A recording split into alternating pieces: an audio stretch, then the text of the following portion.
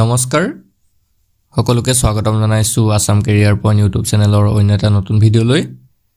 আজিৰ এই ভিডিঅ'ত আমি আপোনালোকৰ যোৱাকালি অৰ্থাৎ 3 ডিচেম্বৰত অনুষ্ঠিত হোৱা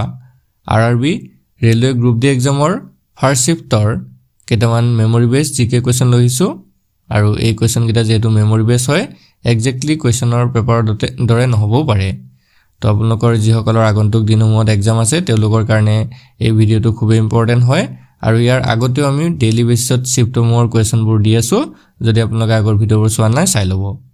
আৰু এটা কথা ইয়াতে আমি জনাই থওঁ আমি যিখিনি পিডিএফ আৰআৰবি গ্ৰুপ ডিৰ কাৰণে বনাইছিলো তাৰ পৰা ম্যাক্সিমাম কোৱেশ্চন কমন পৰিছে তো সেই পিডিএফ খিনি যদি আপোনালোকৰ লাগে স্ক্ৰিনত দিয়া নাম্বাৰটোত আমাক হোৱাটছআপত মেছেজ কৰি কেৱল 99 টকা পেমেন্ট কৰি লৈ ল'ব পাৰিব এতিয়া আমি কোৱেশ্চনখিনলৈ যাওঁ তো ফাৰ্স্ট কোৱেশ্চনটো চাওক কি দিছে Prabin Kumar who owned the gold medal in men's high jump T64 at the Paralympic Games 2024 is related to which sport?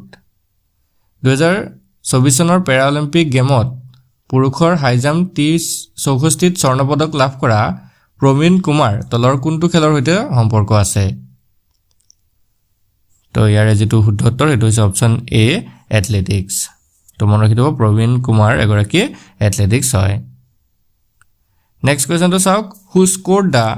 fastest century in women's one-day international ODI cricket in 2025? 2025 চনত মহিলাৰ এদিনীয়া আন্তঃৰাষ্ট্ৰীয় ক্ৰিকেটত কোনে সৰ্বাধিক দ্ৰুত শতক অৰ্জন কৰিছিল তো ইয়াৰ যেটো কাৰেক্ট আনসাৰ হেতু হ'ব অপচন এ স্মৃতি মন্ধনাই Next question to Sauk, what is India's ranking in the Sustainable Development Goals Index 2025 বহনক্ষম উন্নয়ন লক্ষ্য যেটো SDG আছে তো সেই সূচকাংকত 2025 ত ভাৰতৰ ৰেংকিং কি হয় তো ইয়াৰ কাৰেক্ট আনসাৰটো হৈছে অপচন এ 99th ৰেংক তো বহনক্ষম উন্নয়ন লক্ষ্য সূচকাংক 2025 ত ভাৰতৰ যেটো স্থান হেতু হৈছে 99 অংক Next question to Sauk, which former First bowler of England was awarded the knighthood in 2025 for his service to cricket. Englandor kunjon prakton begi bowler cricketerok cricketot kora hewar babe 2025 sonot knighthood লাভ কৰিছিল তো হেই খেলুৱৈ গৰাকী আছিল option এ James এণ্ডাৰসন আৰু তেওঁক এই বঁটাটো 28 অক্টোবৰ 2025 ত দিয়া হৈছিল মনত ৰাখিব আৰু এই বঁটাটো তেখেতক ৰাজকুমাৰী এনিয়ে দিছিল Next question to Sauk, in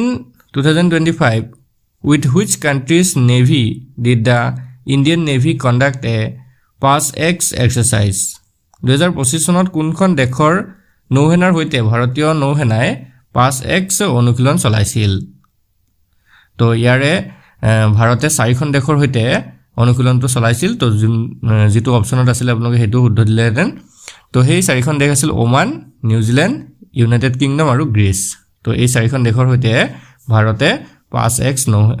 অনুশীলনটো চলাইছিল Next question to Sauk, which was the 17th mission of ISRO ISROৰ 17 সংখ্যক মিশন কোনটো আছিল তো ইয়াৰ কাৰেক্ট আনসাৰটো হৈছে option A GSLV F15 Next question to Sauk, what percentage of energy is transferred from one trophic level to the next in an ecosystem? পৰিবেশ তন্ত্ৰত কিমান শতাংশ শক্তি এটা ট্ৰপিক স্তৰৰ পৰা আন এটা স্তৰলৈ স্থানান্তৰিত হয় তো ইয়াৰ শুদ্ধ উত্তৰটো হৈছে অপচন এ 10% অৰ্থাৎ 10%। Next question to Sauk, what is the theme of World Health Day 2025? বিশ্ব স্বাস্থ্য দিৱস 2025 ৰ বিষয়বস্তু কি তো নগল ইয়াৰে যেটো শুদ্ধ উত্তৰ হেতু হৈছে option B healthy beginnings hopeful future তো হেলথি বিগিনিংস হোপফুল ফিউচাৰ এটো আছিল বিশ্ব স্বাস্থ্য দিৱস 2025 ৰ বিষয়বস্তু Next question to Sauk, which process involves a cell dividing into two cells with the transfer of genes কোনটো প্ৰক্ৰিয়াত জিন স্থানান্তৰণৰ লগে লগে কোষটো দুটা কোষত বিভাজিত হয় তো ইয়াৰ যেটো কাৰেক্ট আনসাৰ হেতু হৈছে অপশন এ মাইটোসিস কোষ বিভাজনত নেক্সট কোৱেশ্চন তো হৈছে হু chaired da 25th meeting of the central zonal council held in June 2025 2025 চনৰ জুন মাহত অনুষ্ঠিত কেন্দ্ৰীয় খণ্ড পৰিষদৰ 25 সংখ্যক বৈঠকৰ সভাপতিত্ব কোনে কৰিছিল তো ইয়াৰে যেটো শুদ্ধ উত্তৰ হেতু হৈছে অপশন সি অমিত শাহে কৰিছিল আৰু এই যেটো বৈঠক হেতু 24 জুন তাৰিখে অনুষ্ঠিত হৈছিল মৰহিত 24 জুন 2025 ত অনুষ্ঠিত হৈছিল Next question to Sauk, which bank recently updated or enabled its video KYC or KYC update in 2025? Hehotia koi kuntu banke 2025 sonot nijor video KYC update ba hoikhom korise. To etu hoise option B PNB orthat Punjab National Bank. Next question to Sauk, who has implemented the first stage to control AQI in Delhi NCR? Delhi এনচিআৰত AQI নিয়ন্ত্ৰণৰ বাবে প্ৰথম পৰ্যায় কোনে ৰূপায়ণ কৰিছে তো ইয়াৰ যেটো শুদ্ধ উত্তৰ হেতু হৈছে অপশন ডি CAQM অৰ্থাৎ কমিশন ফৰ এয়াৰ কোৱালিটি মেনেজমেন্টে নেক্সট কোৱেশ্চন তো চাওক what is the colour of the precipitate form when lead nitrate reacts with potassium iodide যেতিয়া হি নাইট্ৰেট অৰ্থাৎ lead nitrate potassium iodide ৰ হৈতে বিক্ৰিয়া ঘটে তেতিয়া গঠন হোৱা যেটো বৰফ থাকে বা যেটো পদাৰ্থ হয় তাৰ ৰংটো কি হয় তো ইয়াৰ যেটো কাৰেক্ট আনসাৰ হেতু হৈছে অপশন সি yellow অৰ্থাৎ হালধীয়া ৰং হয় নেক্সট কোৱেশ্চন তো চাওক which scattering experiment did Rutherford perform to discover the nucleus of the atom পৰমাণু এটাৰ নিউক্লিয়াছ আৱিষ্কাৰ কৰিবলৈ ৰাদাৰফৰ্ডে কোনটো বিকিৰণ পৰীক্ষা কৰিছিল তো ইয়াৰ কাৰেক্ট আনসাৰটো হৈছে অপশন এ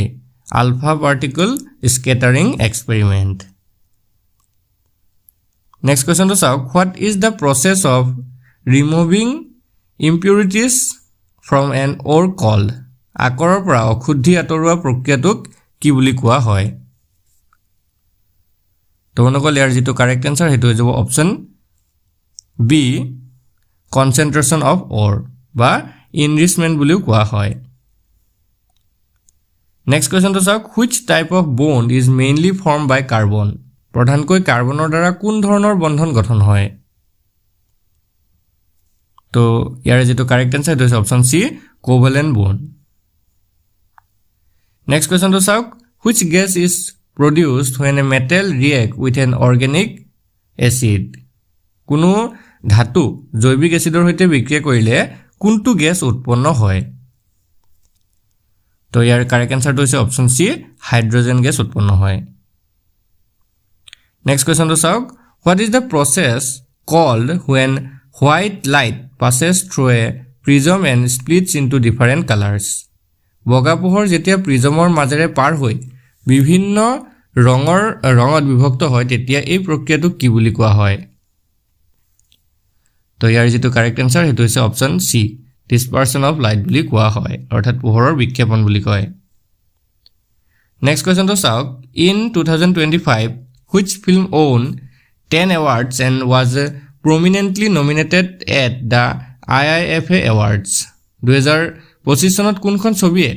10টা বঁটা লাভ কৰিছিল আৰু IIFA বঁটাত বিশিষ্টভাৱে মনোনীত হৈছিল তো সেই ছবিখন আছিল অপশন সি লাপাটা লেডিজ নেক্সট কোৱেশ্চন তো চাওক on which factor does potential energy depend সম্ভাব্য শক্তি কোনবোৰ কাৰকৰ ওপৰত নিৰ্ভৰশীল হয় তো ইয়াৰ যেটো কাৰেক্ট আনসাৰ হেতু হৈছে option B mass height and gravity তো বন্ধুসকল আজি আমি এইকেইটা কোৱেশ্চনে কালেক্ট কৰিব পাৰিলো তো যদি আপোনালোকৰ কোৱেশ্চনখিনি ভাল লাগি থাকে ভিডিওটো এটা লাইক কৰি দিব আৰু আমাৰ চেনেলটো সাবস্ক্ৰাইব কৰি ল'ব আৰু যদি আপোনালোকৰ আগন্তুক দিনসমূহত এক্সাম থাকে কাৰোবাৰ যদি আগন্তুক দিনসমূহত এক্সাম আছে তেতিয়াহলে আমাক এই নম্বৰটোত মেছেজ কৰি মোস্ট কমন কোৱেশ্চনৰ পিডিএফ সমূহ লৈ ল'ব এটা আমাৰ নম্বৰ হয় 8133840965 এটা আমাৰ হোৱাটসঅ্যাপ নম্বৰ হয় কেৱল হোৱাটসঅ্যাপত মেছেজ আহিব কল নাহে তো হোৱাটছআপত মেছেজ কৰি আপোনালোকে 99 টকা পে'মেণ্ট কৰি PDF সমূহ লৈ ল'ব পাৰিব। ধন্যবাদ।